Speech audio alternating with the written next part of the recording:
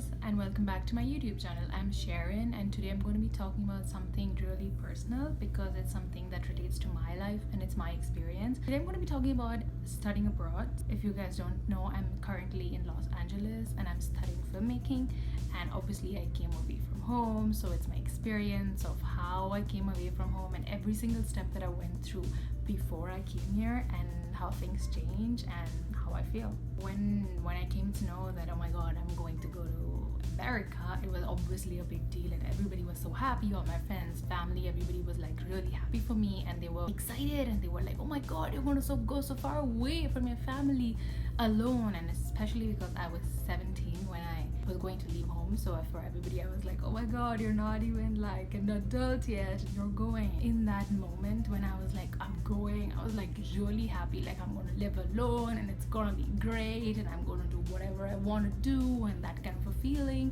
And I was counting days and I made a calendar of 100 days, like 100 days left to leave when I booked my tickets, and I was like crossing every day out. I was like really getting excited and started like shopping and making lists of things that I need to take, and it was like it's coming closer, so it was like really huge deal. And my friends were all being like, oh my god, you're gonna go in so many days, and I was like, yeah, I'm gonna go. And the crazy time, there were more things happening. My visa would come, and then my friends gave me a beautiful farewell party that I would never forget, and I got so many gifts because I was leaving, especially for my birthday because I celebrated it here for the first time alone after leaving. So it was a very special time while I was spending it, going closer to the day I would leave. But to be honest, 50 days away was great. As soon as it became like single digit, 5 days away, 4 days away, it was this very weird feeling of like, oh my god, it's actually happening.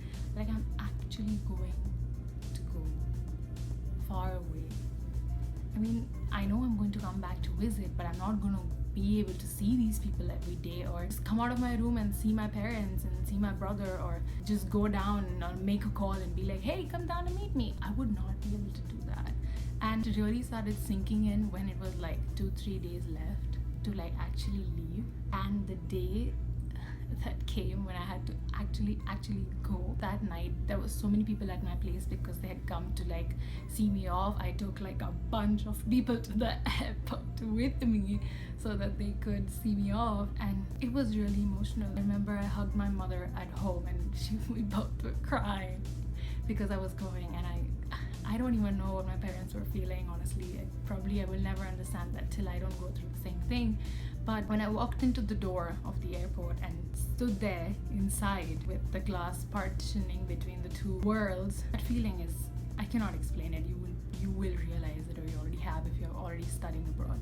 But it's a very scary feeling, and I was alone. And then I got my boarding pass and walked in, and I don't see anyone anymore because they're still standing there and I have to keep going. So it was a really tough thing to do.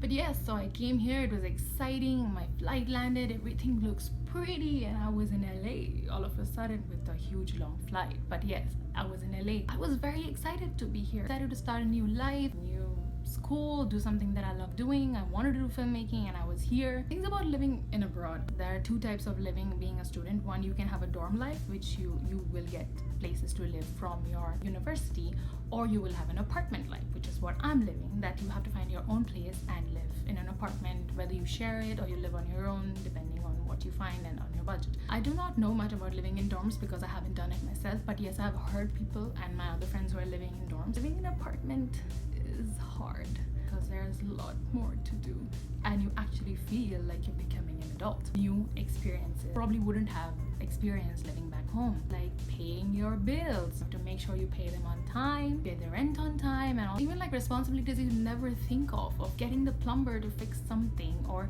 maybe a light is not working. One of the biggest experiences that I've had is cooking. Now, if you know me, I'm someone who doesn't know to cook, or who did not know how to cook back home because I never had to cook and I never had the interest to cook. But coming here, living alone in an apartment and not getting food from the university every day, I have learned to cook a lot. Like I can seriously cook so many things that even my mom and my grandmother and all the people in my family do not believe that I can make. But I make stuff now because you have to make stuff. How much can you eat Maggie and bread? Like come on, you need some variety in life. There are times when I feel homesick.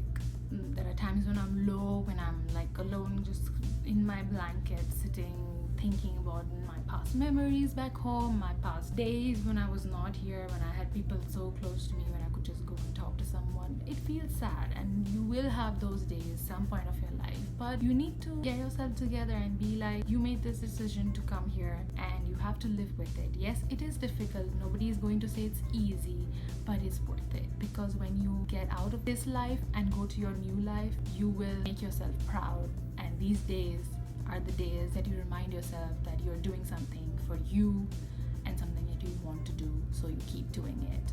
Another thing that changes is relationships. So yes, when I was back home, I have best friends. I used to talk to them every day, and when I was leaving, I was like, yes, I'm going to talk to you every day. Yeah, we're going to text every day. Yeah, don't worry. But when you come here, things change, and not intentionally. It just changes because of situations, because of the fact that you have different priorities, you have different work, time zones.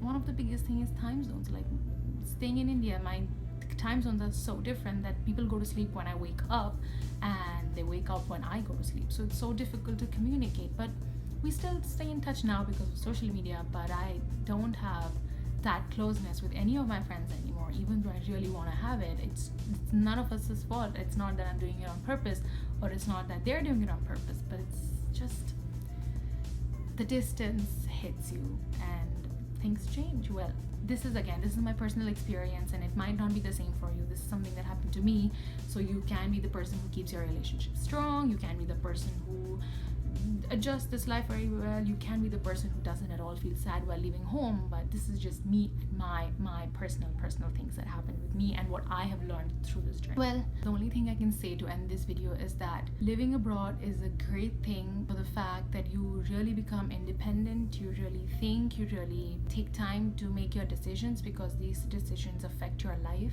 I think it makes you challenge yourself every day, because you never know what's going to happen. You get into a lot of other issues and other personal things that you probably wouldn't have gone back home. So I think it's a good experience to come out of your home life and adjust into a brand new world. I'm not saying that you have to go out to a different country so far away. Even if it's just in a different city, it's still a big thing, because you don't have the people you're always with around. The only tip that I could probably give you is the fact that please hug all your loved ones, tight hug, because you're going to miss them very much, and I miss everybody back home. Eat all the food that you like to eat. Enjoy every moment, because these moments are something that's going to play back later, and you're going to laugh at it. Feel everything that you're feeling. You probably won't understand half the times what you're feeling, but it's a beautiful journey, and I wish you all the luck if you're going, and if you're already on your journey, great, just keep going. So thank you guys for watching. This was a very personal video, and I know it might help you, it might not relate to you. It depends on person to person. So this was just me talking about how I